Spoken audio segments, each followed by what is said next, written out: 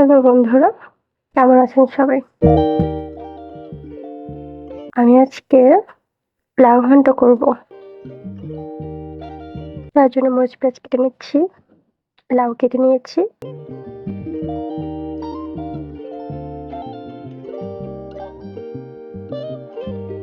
এখানে আমি কড়াই বসিয়ে দিয়েছি, ডিম পোচ করবো 2টা।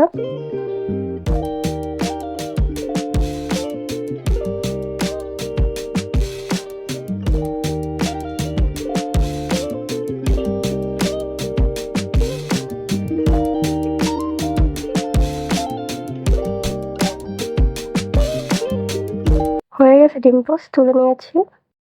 কেটে রাখা মরিচ পেঁয়াজগুলো দিয়ে দেব।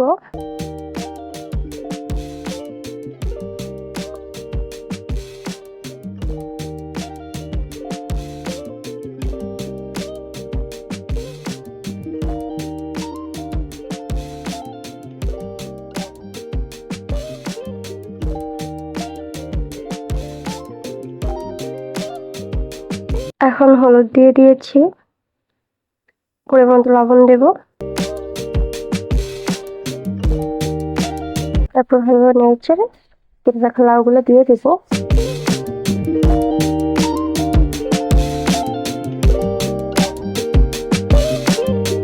তো এই পর্যায়ে লাউয়ে কোনো রকম পানি দেওয়ার দরকার নেই, লাউ থেকে অনেক পানি বেরিয়ে আসবে।